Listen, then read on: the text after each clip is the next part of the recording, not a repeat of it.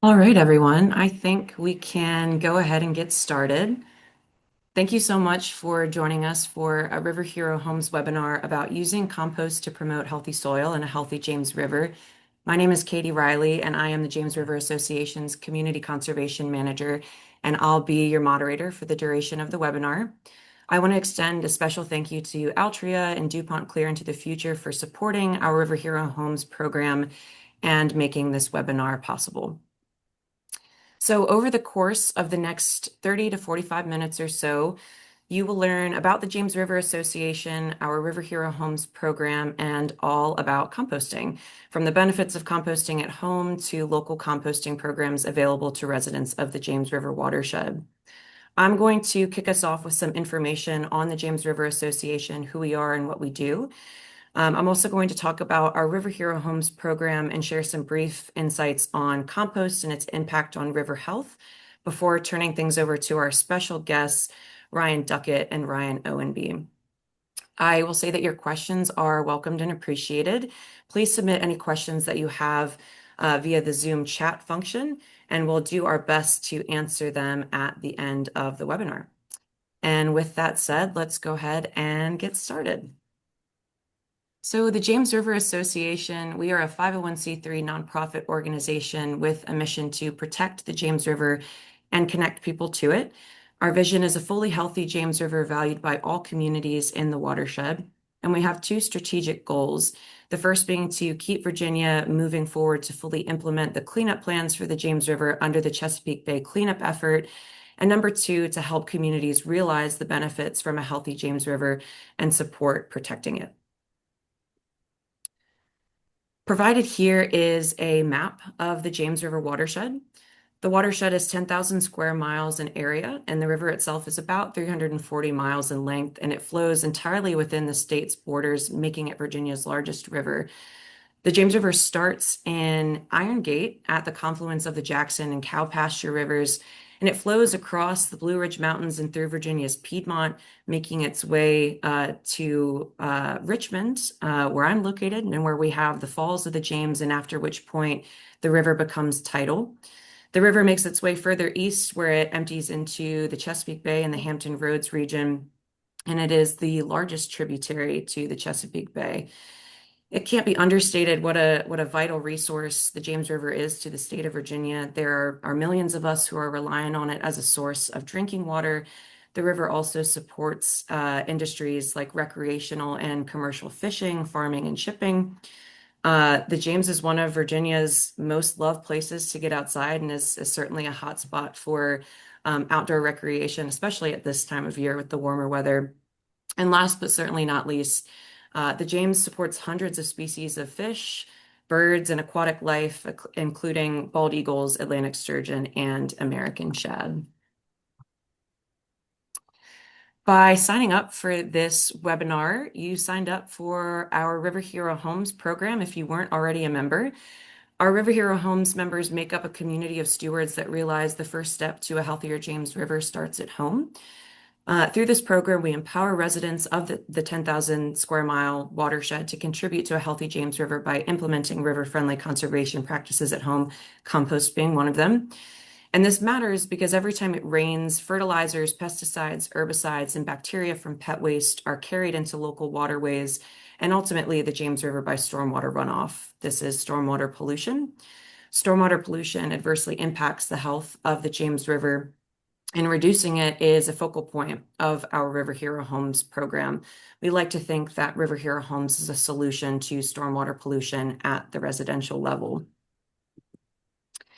This infographic, which comes to us courtesy of RVA H2O, illustrates the concept of stormwater runoff and how it can be detrimental to our local waterways. Stormwater runoff occurs when when rain falls and snow melts on impervious surfaces. Think of things like our rooftops, our driveways, sidewalks, and roadways outside of our homes. Stormwater runoff can pick up pollutants, trash, and debris as it flows across these impervious surfaces and into storm drains and local waterways. And stormwater pollution occurs when stormwater runoff flows into a local waterway, like the James River or its tributaries. Our River Hero Homes members commit to a minimum of 3 out of 5 river-friendly conservation practices that are focused on reducing stormwater runoff at home. And these practices include properly disposing of waste, so picking up trash in your community and properly disposing of waste, including pet waste, to reduce pollution. Using regionally native plants and removing invasive plants in gardens and landscapes, including riparian buffer and living shorelines. Reducing or eliminating herbicide and pesticide use to promote a healthy ecosystem. Also reducing or eliminating fertilizer use to reduce nutrient pollution entering our waterways and encourage healthy soil by using compost, which we'll talk about in just a bit. And lastly, conserving water, reducing household water use and installing a rain barrel to harvest rainwater for watering needs if possible.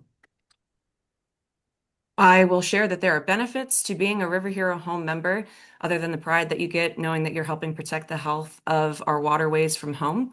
Our members receive access to our rain barrel workshops, our native plants workshops, and webinars like this one. Members also receive an annual membership card, which gives them access to discounts at local nurseries and other businesses that are in partnership with the James River Association. Members also receive a spring and a fall newsletter full of river-friendly conservation tips that you can implement at home, as well as other River Hero Home specific swag. Thank you for being a River Hero Home member. Please encourage your family and friends to join us and to join the program by visiting jamesriverhero.org. Before I turn things over to our guest speakers, I want to set the stage for why we're highlighting compost during this evening's webinar and how it relates to the health of the James River. So climate change is an ongoing threat to the health of our waterways. More severe and more frequent rainfall events increase stormwater runoff entering the James River and increase overall flood risk in our communities. Additionally, higher temperatures and more frequent droughts can cause algal blooms and reduce dissolved oxygen levels, which can result in fish kills and harm to our river ecosystems. Compost is something that we can do to help combat climate change and improve river health. Compost reduces the amount of organic materials sent to landfills where they break down and are emitted into the atmosphere as methane, which is a powerful greenhouse gas. Compost helps remove additional emissions from the atmosphere through more vital plant growth and carbon sequestration.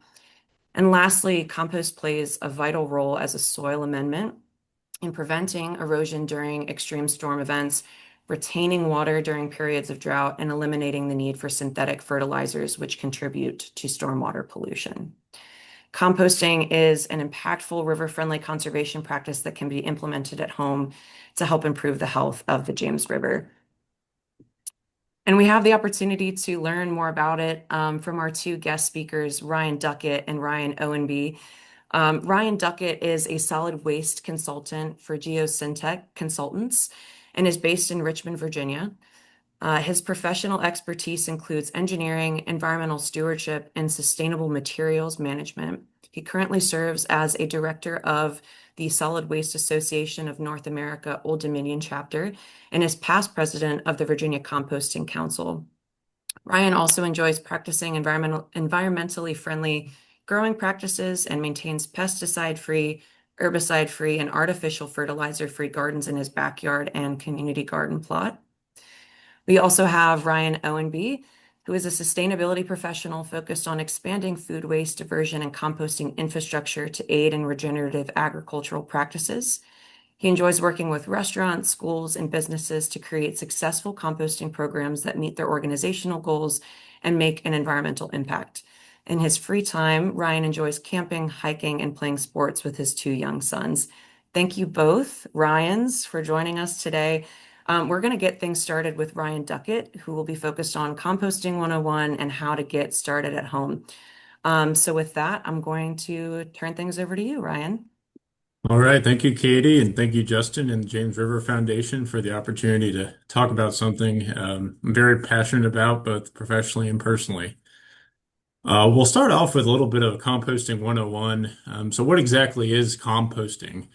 Well, it's basically controlling the decomposition of organic matter to our advantage. So applying sort of our human ingenuity to a natural system and speeding it up.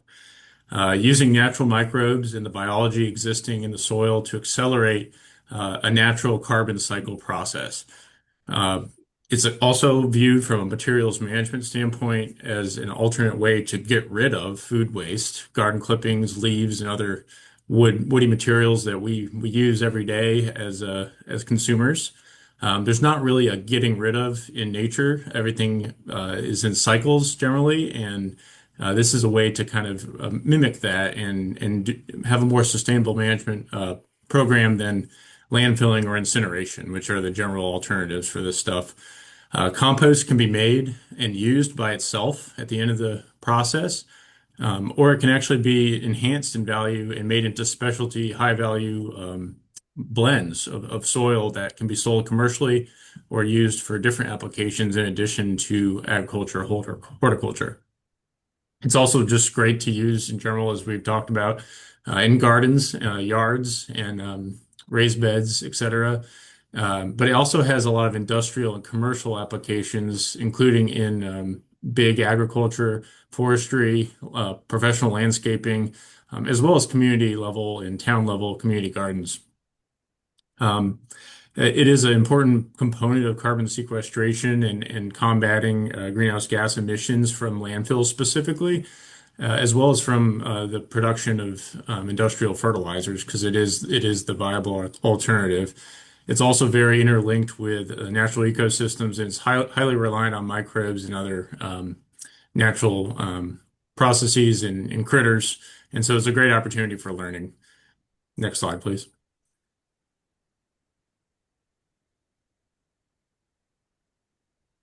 So why bother to compost in the first place? Well, there's a lot of environmental benefits as we've gone over for waste reduction, in addition to that methane emissions reduction. That's the greenhouse gas component here. But it also has applications for use in stormwater controls and erosion sediment control to help with stormwater pollution, as we alluded to.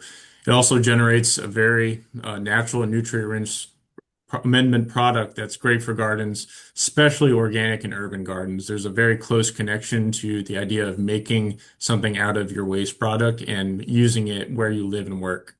And then there's, of course, social and economic benefits as well from composting that positively impact the community and can ripple effect. Some of these photos are from Richmond. I've seen a lot of great interpersonal relationships emerge from composting, both personally and professionally and impromptu. Next slide, please. So there is a very strong connection to the James River in the sense that uh, compost can be used very effectively for stormwater management controls. It has several benefits, and they boil down to water quantity or runoff reduction, and then water quality improvement. So from water quantity standpoint, it does have the ability to help restore the soil's natural capacity to absorb stormwater runoff. So what happens is when we construct a lot of the built environment, like our houses, our urban cities, our roadways, we use clay with very little organic content from deep in the earth, basically. And by reintroducing compost to the soils that, are all around our cities and communities, we can help reduce the actual runoff that goes into the James River and has the potential for pollution, or at least slows it down. Um, from erosion sediment control standpoint, it's also very helpful to grow vegetation, especially native vegetation that require sort of those natural soils and not the artificial clays that can be used a lot. And it prevents scouring of the surface of the ground, which basically means the soil is running along with the water and eventually makes it into the James River and into the ocean.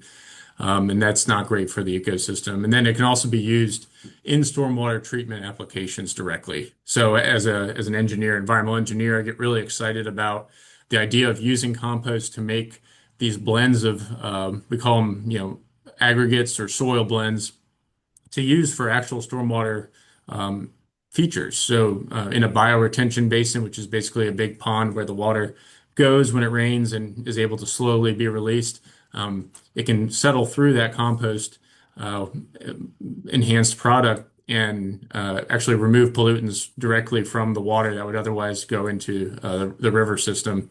I also really enjoy compost socks. And compost socks are just basically fabric bags that are filled with compost blends and they help slow down the water in channels, ditches, and then when the water passes through, it removes pollutants like heavy metals, which get attached to the compost instead of dissolving into the water. And yeah, we talked about sort of the idea of runoff from agriculture and the introduction of nitrogen, phosphorus, these heavy detergents and nutrients that can pollute a waterway and result in, algae blooms, eutrophication, which is what you see there in that picture in the upper right. Compost has a tendency to not have that much of an impact while still delivering the nutrients that plants need because it's very bioavailable as compared to liquid fertilizers and sort of the things that dominate our agriculture. Next slide. So this is the part you all really are excited for. I hope you're as excited as me. So uh, composting usually starts with getting an indoors food scrap pail and starting to collect your food scraps in that pail. And then furthermore, if you want to start backyard composting, making an outdoor composting setup. Um, as a very high level, these are my two top tips because these two things can really lead to people getting discouraged at the whole thing. And the key is to let it slide off your back and not get too wrapped up in some of the details. Um, Avoid contamination, and that's materials that don't break down, things like plastics, metals, glasses, but also very large woody pieces or anything that's just so large and looks like it's going to take a while. You might want to just leave it out in the first place because it can get frustrating if you put in things that aren't breaking down. And then also collecting things that can foul up the compost setup, and that includes like large quantities or really just normal quantities of meat, dairy, What can you uh, re things like oils, but also certain combinations of foods that can really throw off the balance of the biology. So things like really high acidic.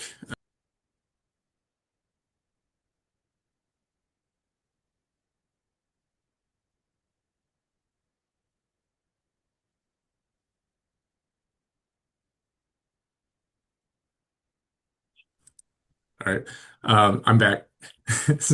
uh, so.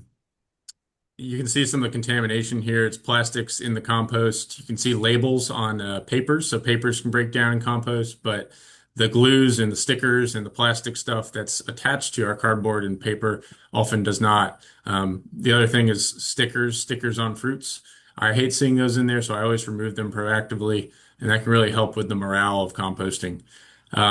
Finally, it's really okay to kind of just learn as you go, to try to trial and error. Things won't go necessarily 100% perfect all the time, and eventually the stuff will break down. That's the beauty of composting. You can't really mess up. It can just take longer at the end of the day. But then the other tip, the other side of that is keep it simple, stupid. It's sort of a slogan, we have to follow a lot in engineering. You don't want to overcomplicate things because it can totally lead to messing up the whole process or leading to the failure at the end of the day. As simple as you can get, that would be, you know, basically a three-sided bin, and you have a layer of leaves. You put in your fruit scraps, put in another layer of leaves, and just keep doing that until it reaches the top, and then stop. That's literally the most basic compost system. But wait, we got some examples on the next few slides.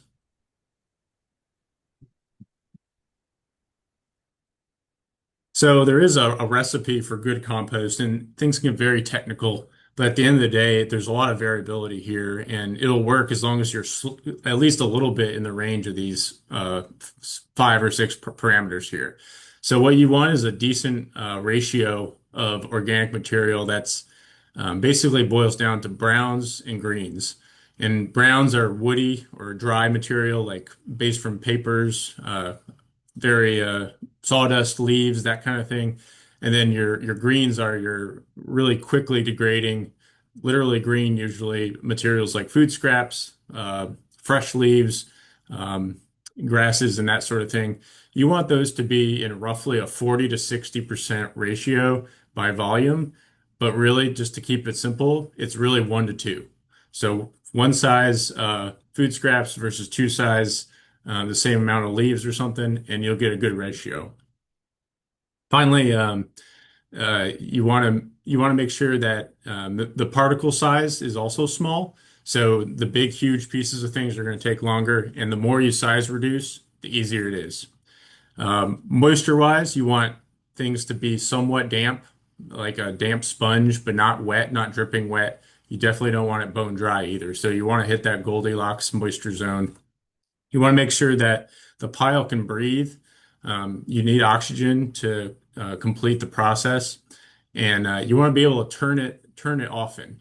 Um, so if you can't turn it, you're going to need a way to poke it, or have a natural sort of breezy or air pathways built into your system so that there's at least some oxygen exchange and the microbes and critters can do their thing.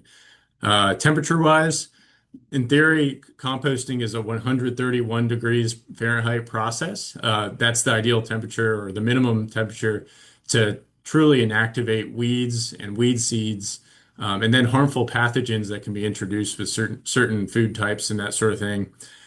You want it warm, not too hot, but probably you're not going to get too hot of a compost unless you have a really big family and you're throwing out a lot of stuff.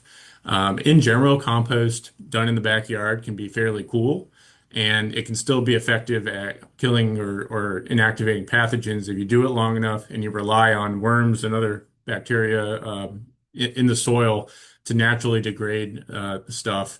Um, Things go a lot faster if you can get up to 131 degrees Fahrenheit, but the only way that's really going to happen is if your compost pile is about a cubic yard, so 1 yard in every direction, really huge pile. And people do it, but me myself, I mostly utilize worms and sort of just a longer, colder compost process. But if you can get it hot, go for it. It's a good thing for the overall process. The microbes that like to compost, they love the heat. And then finally, time. I mentioned you can't really mess up. You can just take longer. If you do it as fast as you can, it's going to be minimum 2 to 4 months. But in general, I generally take around 6 months at a minimum, sometimes longer. Uh, if you let it go, it can be continuous. So you just load from the top and let it go down to the bottom. Over time, it'll eventually uh, get through. So 6 months is my sort of backyard compost target. Next slide. This is a breakdown of how the browns versus greens look. Again, you want about that 60 to 40%, or 1 or 2 to 1 in this case. Tree products form the basis of your carbons or your browns. And some good examples of that. My favorite personally is shredded leaves. Shredded leaves just work really great. Sawdust can be a good carbon source. Paper towels. I really like the Kraft Brown natural paper towels when it comes to composting. Shredded paper, shredded cardboard, and then torn up cardboard. And some people go as far as to use a actual shredder to size reduce this stuff. Um, again, I'm a big advocate of leaves because they're there. We like to clear them out of our yards anyway, and they tend to work really well. From a green standpoint, your food scraps are going to be your basis in general for composting, because we just produce a lot of food scraps. Even when you try to reduce your food waste, it still happens. In general, avoid meats and oils. A very small amount. Occasionally, it won't be a big deal. Like I throw, waxy cheese rinds sometimes in the compost, but I try to avoid putting that stuff in there because it can lead to bacteria. Coffee grounds. Coffee grounds are great. They're already size reduced. They're usually pretty like nice level of moisture, and they break down really fast because they're really high in nitrogen. They're fantastic. Throw it in with the coffee filter and all. So are grass clippings. Grass clippings are already real small. They're pretty high in nitrogen. They're nice and moist. You might notice that when you pile up your grass, it gets kind of hot. Well, that's the bacteria that are starting the composting process with pure grass. So you can tell how good they are on their own. So they're really good when mixed with other stuff. And then manures. If you use manures or droppings, you really want to limit yourself to herbivores, so the plant-eating animals only. Livestock are great. But yeah, my wife and I have a rabbit, and we compost all of his litter, his his output product, and it composts really well. And there's very limited opportunity for pathogen in the herbivores. And then finally, plant trimmings. Avoid diseased plants and weeds. In general, I try to compost weeds when I can. If I know where the seeds of the weeds are, I'll just basically grab the weed and throw the rest of it in there and keep the seeds out, just to avoid weeds and seeds from germinating in case it doesn't get hot enough or it's not long enough a process. Diseased plants can also carry through disease in the compost. So if you see your plants are wilting or blighted, you want to avoid putting those in, or just have a dedicated disease pile, and you can still compost and just never spread it anywhere in the pile. Next slide, please. All right, so these are some examples of the various composting setups I've seen around. They can really vary from complicated to very simple. So on the extreme end, upper left corner, you have a blueprinted two-bin system. This is similar to what we use in one of the community gardens in Richmond, and it's about a cubic yard on each side, so you can get the kind of temperatures for 131 degrees. The other end of the spectrum, I've composted grass clippings and shredded leaves just on a tarp, and it happened pretty quickly. I think it was, a couple months, and I got something that looked pretty broken down and soil-like. Very simple, and literally just moved the tarp around to mix it up, and it worked. So that's kind of the two ends of the spectrum for backyard composting. There's also a lot of stuff in between. There's the really reliable method of putting four stakes in the ground and wrapping chicken wire around it. This is really simple and inexpensive, and I have one of these in my backyard, as well as three other formats, and it works really well. Stakes, wooden stakes stuck in the ground with the same thing, or close enough that they can keep out critters. That works well as well. And then using pallets as the framing for your composter pile or heaps. Um, Also really solid. Somebody asked about rodents earlier. I think that's a really important point, to try to keep out the attraction of rodents in your compost.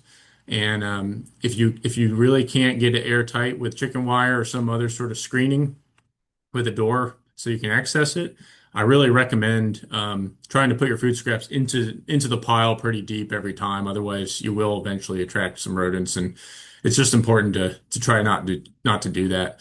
Other things like grass, leaves, woody material like sawdust, all that does not attract any sort of vectors for getting into your pile, like rodents. So you don't even have to worry about it with that sort of vegetative pile. All right, next slide. And then bins and containers, these are available for purchase from most hardware stores and specialty stores, and you can get a million different versions online. All of these, I think, work pretty well. In general, I prefer when you use a bin or a container to have some method of turning. So the tumble barrels or the roller, the spinning system, the gray one there and on the left. That's what I have in my backyard, and it works really well. It worked great for I think 8 years, and then the central axle on which it spun ended up kind of breaking down, and now I just roll it along the ground. And I've been doing that for 7 years, and it breaks up everything. It mixes everything together, and it gets that oxygen in there. I only do it about once a week, and that's enough, especially in the summer. So it really isn't that big of a chore. But yeah, you can also do it fairly static. It'll eventually break down if you have the right ingredients. The one thing I might be careful of is some of these products, like I call it the plastic box in the bottom left corner. Some of them can be hard to access to be able to scoop out your compost or to mix it, and that's really an important part of composting. So you want space to be able to mix it up. For those who have a little less room in their homes, the uh, the vermicompost or worm composting bins are really great. So they're specially made to have worms that break down the compost. Um, The upper right photo is a very common commercial one where the idea is you situate it into your raised bed or garden so that the worms can go in and out at their own speed. And those tend to work pretty well, having that component. But you can also make your own out of Tupperware, kind of Rubbermaid. Small bins are fine for small households because the worms will really do a good job if you could get a bunch of them in there. And again, create some holes in the bottom so it can drain, but also so they can go in and out at their own leisure. All right, next slide. So that's a really fast and dirty compost overview. There's a million questions I know, and it's really exciting stuff. But I really wanted to spend just this last slide emphasizing uh, once you make it, use it. And you've done your trial and error, you've incrementally learned more and got down the system that works for you.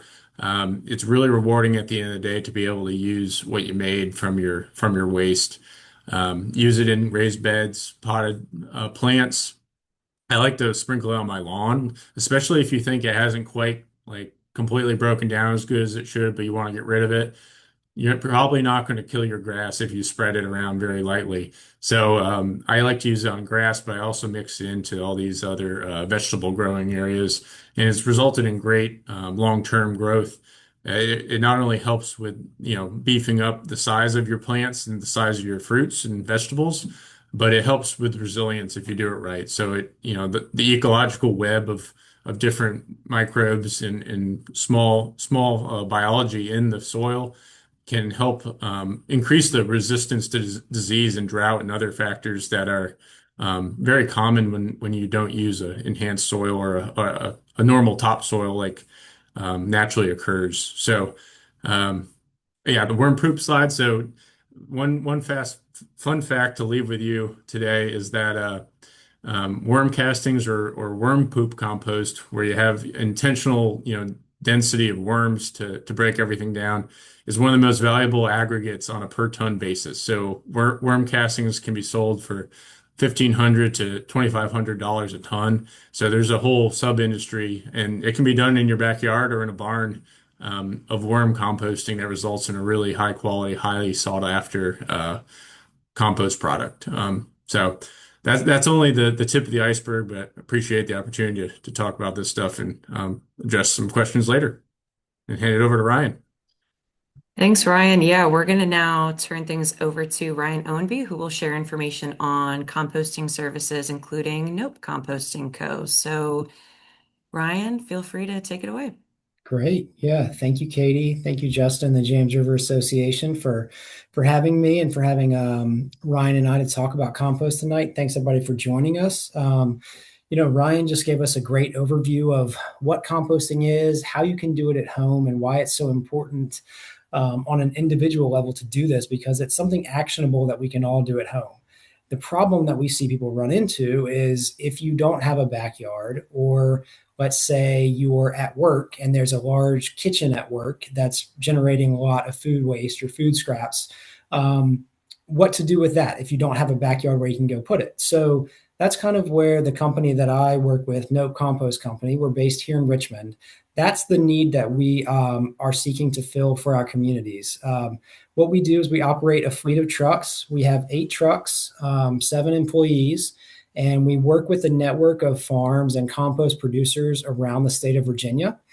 And so essentially, any sort of business, be it a small coffee shop all the way up to a grocery store, military bases, hotels, hospitals, any place that's really producing a lot of food waste, um, can reach out to us and we'll schedule, just like a trash or a recycle service, weekly pickup where we come and collect that material and we take it to a compost facility where it can at scale be made into these compost products.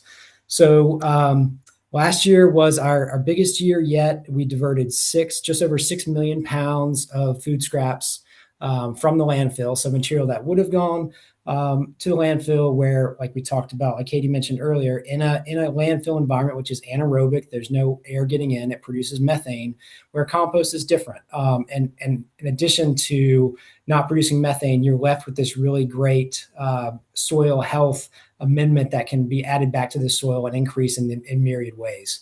And lastly, we're a certified B Corp, which means that we have to essentially prove that we're doing good for our community, that we're doing good for our employees, and that's something we're very proud of. Like I say, it's a process to go through and be certified for that. So it's a distinguishing factor that we take very seriously.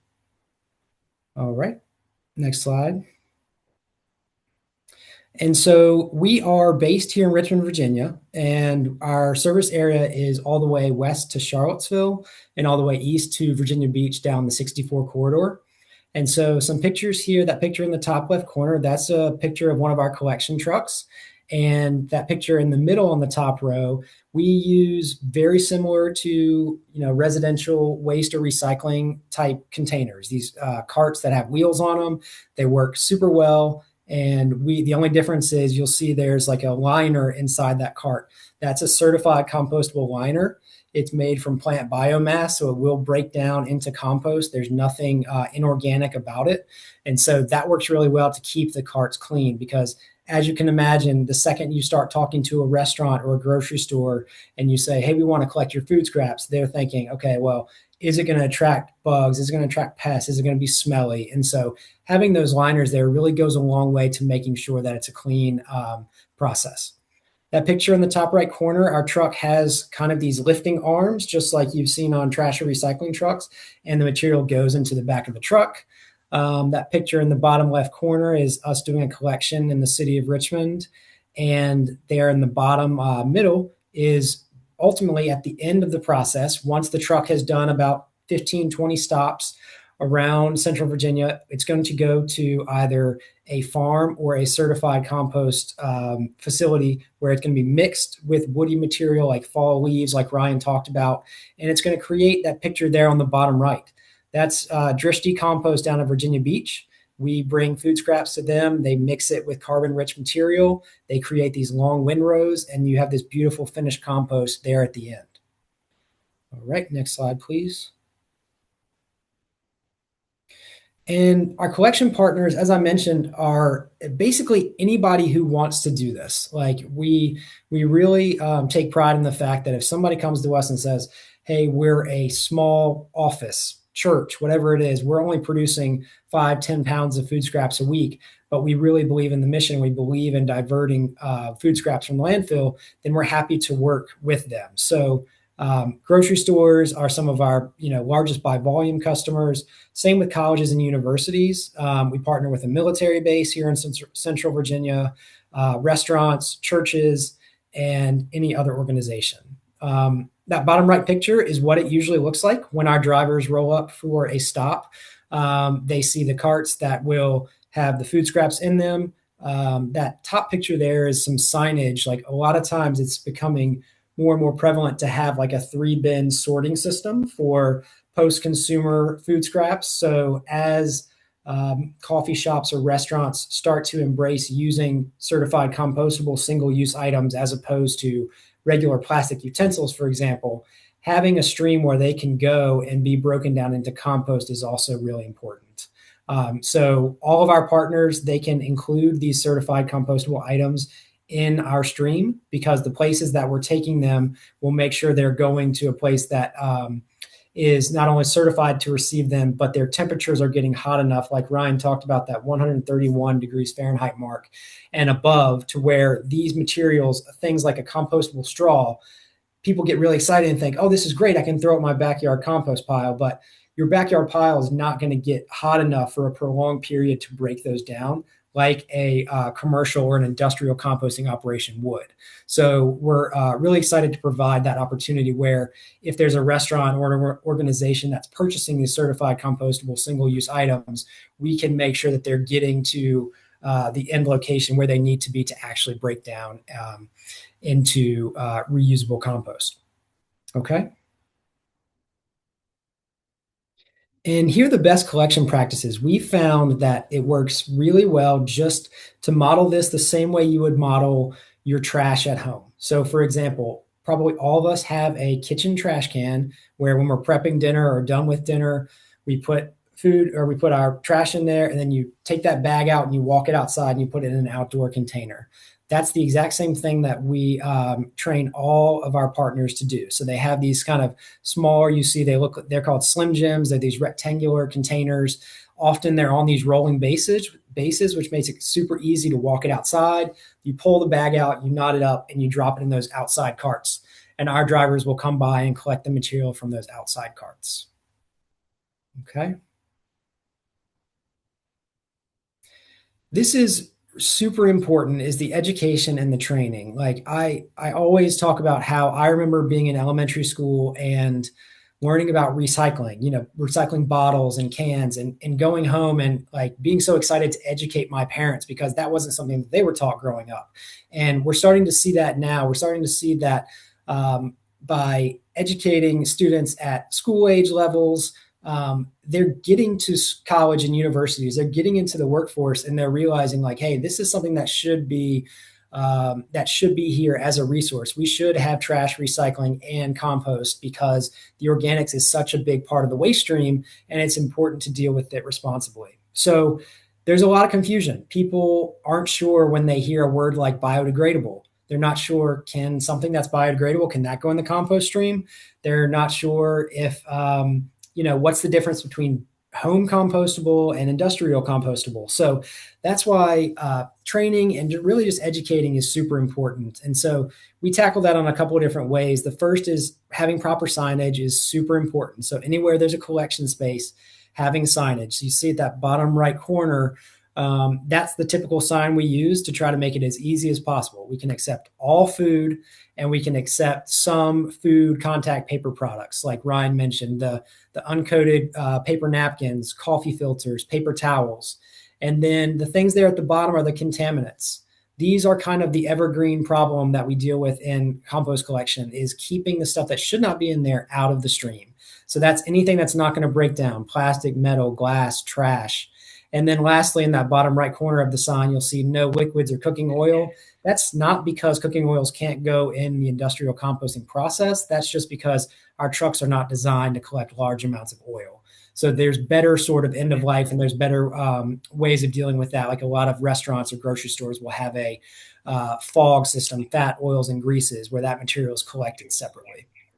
And then lastly, we do have a smartphone app. So if there's somebody who isn't sure if a particular cup, for example, can be in the stream, they can snap a picture and the app will tell them yes or no. All right. And this is what we talked about. All food, flowers are fine, the uncoated paper, and then any certified compostable items can go into one of our compost collection carts. Okay.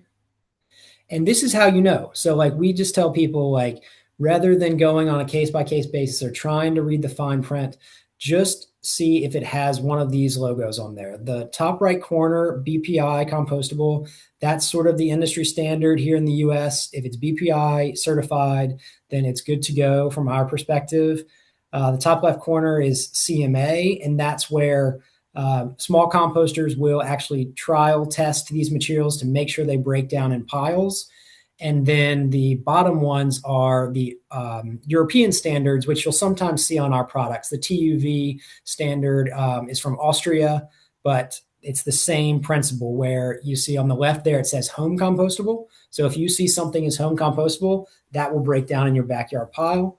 If you see that it says industrial compostable, it's not going to break down in your backyard pile, but it will break down under prolonged heat and turning like these industrial facilities will do. Next slide, please. And this is what's really important to us is to really make sure that we're making the impact known for our partners. So for example, if we're working with a church at the end of every month, like when our drivers go to do a collection, they're going to record the weight of food scraps that they collect. We'll add it up, and at the end of the month, we're going to send them an impact report that says, this is the weight of food scraps and organic material we collected, and here are the positive environmental benefits of doing that. So having that to kind of put up in a public place or share on social media, I think is really helpful because it shows that like, yeah, this is a small action that we're taking, but it really does have these compounding effects, which are very important for the environment. Okay, next slide. And then to close the cycle, so to speak, we have something called the compost credit program. So for every ton of food scraps we collect into our trucks, we give that organization back a bag of finished compost to use in their gardens, to use around their grounds. For example, that picture on the left is at University of Richmond, so they could use those on their grounds and their plantings. That one in the middle is the VCU student garden, and the one at the right is St. Joseph's Villa. And so what we found to be a really beautiful system is, like, we work with maybe some office parks that say we don't have a garden here, we don't have a use for compost, and so we can facilitate a donation to a nonprofit or a community garden space that does have a garden that could use some compost. So that's really important too, because it really just highlights that circularity again, that, as Ryan mentioned, none of this organic material that we are, we're not getting rid of it. We're instead, it's breaking down, it's being repurposed into a usable compost that can grow more food. Okay. These are just more of the contaminants we talked about again. I don't think any need to go over these. I think the main one to talk about here is glass, especially when this is going to an industrial facility where they utilize things like compost turners, which are just like what they sound like. They're these big devices that go in and they turn the compost. So if they hit a glass bottle and break it into these tiny shards, that's going to be problematic if you're trying to put compost on your lawn and there's glass shards in there. So that's something we really want to keep out. Okay.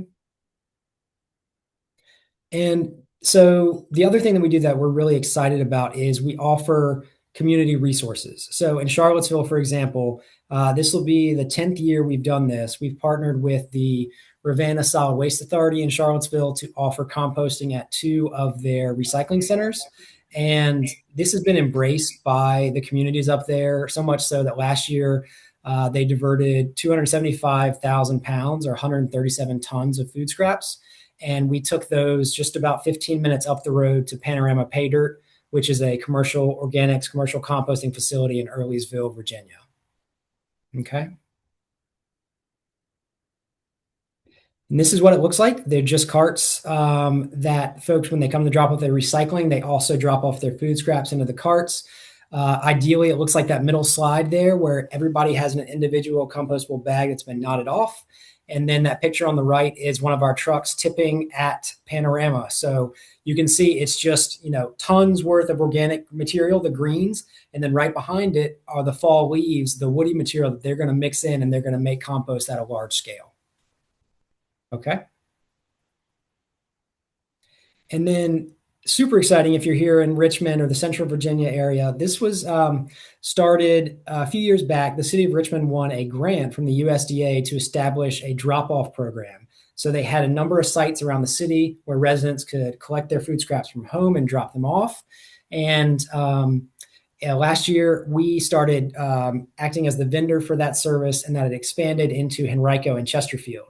So it's hard to see in that bottom right corner, but there's now 22 locations in and around Richmond, Henrico, and Chesterfield where residents can bring their food scraps, drop them off, and it's already having a really large impact. About 15,000 pounds a month are being collected and taken to be composted. So it's something we really are thrilled to be a part of and hope it continues.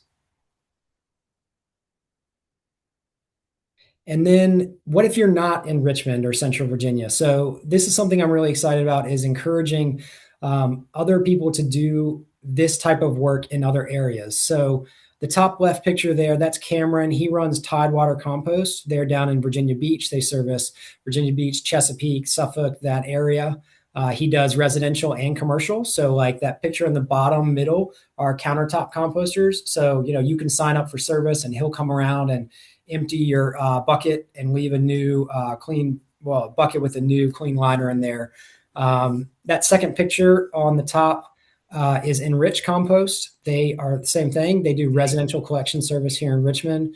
Awesome people, great mission. Same with the picture beside that. That's Bruno. He runs Compost RVA. They do a residential collection service.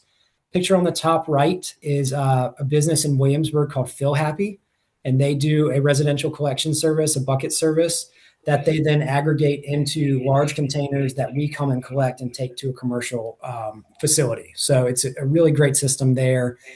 Bottom left is Drishti Compost. They're at the beach. They're actually making compost on a farm property. And bottom right is a picture of Nope Compost and one of our shiny new trucks that we had to all go stand beside because we were proud of it. Okay. And last thing, this is something we're super excited about. It's been in the works for years now. We've really wanted to close the loop. As I mentioned, right now we kind of operate as the facilitator. We get food scraps from the point of origin to a compost site, but we really wanted to also be making our own compost. And we had an opportunity where we partner with a local farmer. His name is Mark Davis. He runs Real Roots Food Systems in Mechanicsville. He's a farmer. He has a CSA, and we've started taking food scraps to his property where he is making compost. He's primarily doing vermicompost with worms. And this fall, we're going to have a vermicompost based soil conditioner product. It's essentially a compost product, but we are going to have that for sale in local garden centers around Richmond. So we're thrilled to really be able to show that, like, we're collecting food scraps from Richmond area. We're taking them to a compost site in Richmond and making a product that can go back into gardens.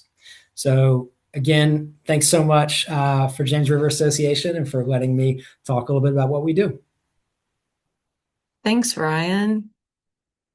So, all right, it's time for questions. This is just a reminder that if you have any questions, please submit them via the Zoom chat feature. And I know that we have had people already doing so that we've been keeping track of. So I want to start with the first question we received, which is about materials to add to compost. We had a question specifically around what materials might be categorized as highly acidic. And then a follow-up that shredded paper has ink. Is that bad to add to your compost pile? Yeah, so in general, if you're sending it into your backyard compost pile, you got to be aware of some things like that where you don't want to put too much of one thing that can really change the pH or the level of acidity in the compost pile. So a lot of your tropical citrus fruits are highly acidic, and I've heard of people dumping, like multiple bags of oranges and killing their compost pile. So that's the kind of extreme thing that you want to try to avoid, just really overwhelming with one single thing if you can help it. Um, and then the ink issue, I've been asked that before, and my general thought on it, I don't believe there's any sort of adverse health effects or studies that have explored that. So I generally don't worry about it, although I typically tend to recycle any sort of papers with inks on it. So the amount of ink in a napkin is going to be so small. There's very, very limited concern there. I'll compost napkins all day in the backyard compost bin, even if they have a little bit of ink. But I did mention earlier I prefer the brown, the craft napkins, craft coffee filters. Those are the more natural looking, non-bleached products that are the same price and work just as good. So I just tend to not use the bleach stuff because who knows about that. Right. We have another question. Someone asking, please discuss the best way to get rid of weeds and unwanted plant material without adding to good compost. Ryan Duckett, I think you touched on this a little bit. Could you expand on that? Yeah, yeah. Well, those things are definitely going to be totally inactivated in a commercial, industrial process like Ryan was talking about. But in your backyard, I tend to be very selective about weeds. So I've come to, try to, before they seed, compost them before they seed, is one strategy. And then if you do happen to grab a dandelion or whatever, pull off the head and compost the rest, right? If you know where the seeds are, just leave them out. That's one strategy. It's a lot of work, but gardening can be very rewarding in doing that kind of thing. And then yeah, the other strategy is if you do leave them in there and they do seed inside your compost, you just turn the pile and it kills all the seedlings. So that's another strategy is just let it go a little bit longer, right? And just don't let it hang up your good compost. Just do one extra turn at the end of the day. Great. Awesome. I'm going to hop ahead to a question for Ryan O that we just received. And it says some restaurants have hopped on board the compostable single-use items train, but don't offer a way to actually compost the items. Any thoughts on educating businesses to improve this practice? Absolutely. I think I generally like to believe that people are doing that for the right reasons and are potentially unaware. Like I've spoken to many people who will say, "Well, no, it's great. We're using compostable cups, and they're going to compost in the landfill because they're compostable." Like, and they're just not aware that that's not the truth. That they need to go into a compost pile or an industrial composting facility. So I think however politely I can say that generally is like, yes, it's great that you've taken that step to purchase this product, which is better for the environment, but like it ultimately needs to be going to a commercial composting facility, or else it's just going to be in a landfill like any other plastic cup would be. We have had, people where they've posted pictures like their smoothie shop where they're using compostable cups, and we've said, hey, we can help you get those to a compost site, and that's kind of started a working relationship. So not trying to shamelessly plug our business, but like absolutely, like if you're at a space and you see that they're using compostables, you can ask them like, hey, do you guys have a compost stream, or is this stuff just going into the trash? If so, like that business, Compost RVA and Rich, they do small commercial and restaurants as well. So it would be great if you could be like, hey, there's a couple of Richmond businesses that can help get that to the right place. So I think any sort of education that can be done is super helpful, just with the knowledge of trying to toe that line of not acting like, how come you didn't know this is the way it should be, like that, and just kind of educating gently, I think is really helpful. Right. We had another question specific to concerns about rodent attraction for an at-home compost setup. Ryan Duckett, in your experience, do the tumble barrels, this participant mentioned a gray one in a photo that you provided, do those tumble barrels drip? If they do, is that a concern for rodents? What's your experience there?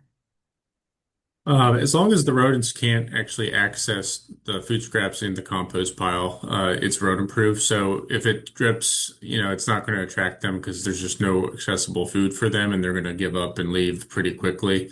I will say that you want a bin that has pretty small aeration holes. Those rodents can fit into pretty small holes. I think the size of a quarter or something like that. But the ones that you can buy like in hardware stores and online generally account for that and won't have any big gaps that rodents can get into. So they're really effective from that standpoint. I really recommend trying to rodent proof your stuff as much as possible. But again, the alternative is a good amount of chicken wire, really. To the ground and even going up in some cases over the top. Or just putting your food scraps deep into the pile every time, which takes a little bit of extra work, but generally that's pretty effective too. You can also try to build tall rather than wide on the ground, and that reduces, the amount of opportunities for the stuff to get in and helps aerate it as well. Great. As a follow-up, we had someone ask, what if we can't turn or aerate our compost pile much? Does it just take longer to break down? Yeah, you want at least a minimum amount of agitating the pile like when you're putting stuff in.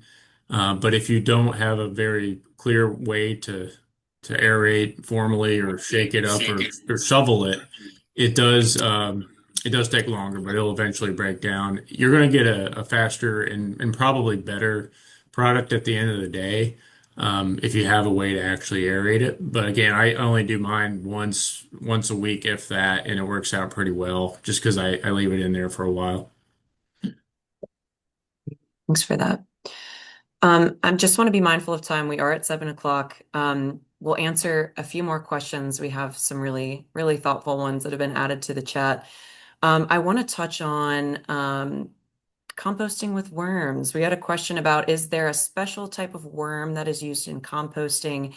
And is it okay to use printed on paper in a vermiculture setup? Either one of you, Ryans, want to take that? I can take that one.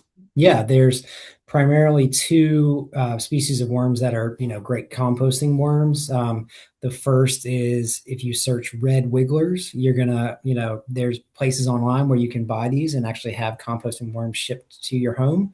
And then there's another one that's used a little bit less. They're a larger variety. But I would stick with red wigglers. They're fantastic. All they want to do is eat and break down food scraps and reproduce and make more worms, which make, as Ryan mentioned, like some of the best soil amendments with which is worm casting. So they're perfect to use. Again, they're called red wigglers, Acinia fetida. If you need to really drill down, make sure you're looking at the right thing. And then as far as the printer paper, I wouldn't usually put that in worm bins.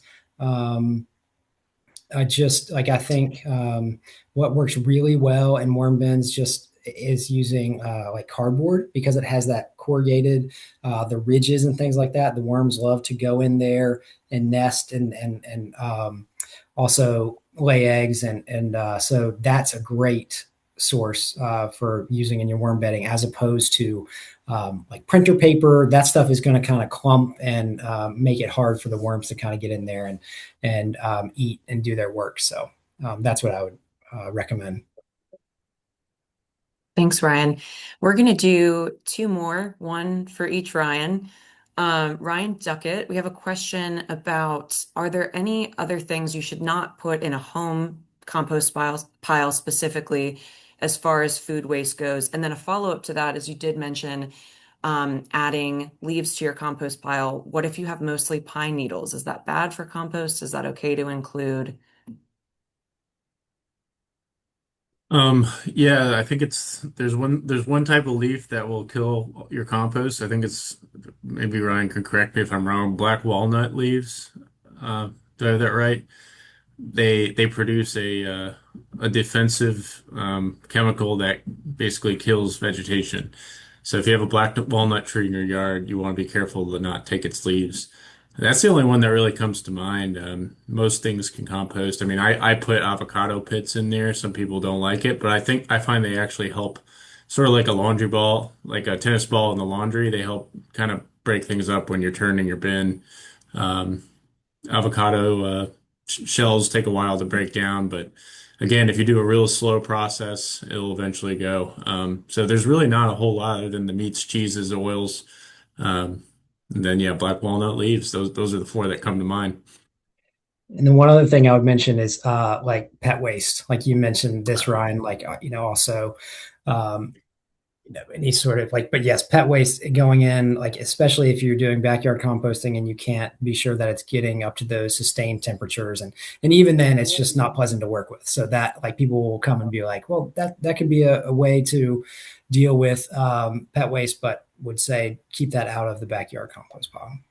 And I would say unless you have a rabbit. So rabbit waste is it's a different kind of like you'd be surprised. People use it as a fertilizer directly because it's so stabilized and inert. But yeah, I totally Totally. agree otherwise. Yeah. Pet and that and my definition when I was saying pet, like cat or dog, I guess. Hmm. Rabbit, absolutely. Yeah, Exceptions for rabbits. Got it. that's right. All right. Our last question, going to be for you, Ryan O. And for anyone who maybe didn't get their questions answered or have questions that come to mind after the fact, of course, you can see on the screen as our contact information. Please feel free to follow up with us. And thank you for the robust questions that have been asked so far. But Ryan O, this question is asking which groups typically seek education sessions from Nope? Are they already customers? I work for a small office and have tried to suggest composting in our kitchen, but have been told they don't see the money as a justifiable expense. That's a great question. And I think these type of organizations that we see are either impact based or like really aware of their impact and want to do the right thing environmentally by the community or have some sort of sustainability initiative in place for like for example a larger company will have some sort of sustainability report that they put out every year, and composting is a part of that, helping them reach those metrics. So those are kind of the main reach outs we get are people who a just want to do the right thing, or B are basically saying, we've been told we have to do this. How do we do it? But to the question asker's point, we get that a lot, which is you might have somebody who's really excited about this, who's a champion for it. But then as soon as you go to a food service team that's already rushing, trying to get food out, they might be short staffed. It's essentially adding something else to their plate. And so getting that buy-in is super important. Trying to make it as easy as possible is important, but there's definitely going to be those sort of roadblocks where people are saying like, this is just another thing that is on my plate I might not have time for. So that's where kind of the education is super important. This is why you should do it, and this is why it's beneficial. Great. Thank you for that. Thank you to both Ryans. Um, and with that, that brings us to the end. That concludes this evening's webinar. I want to say thanks again to Altria and DuPont Clear into the Future for making this webinar possible. Please visit jamesriverhero.org for more information about our River Hero Homes program. But thank you so much to everyone for joining, and I hope you have a great rest of your evening.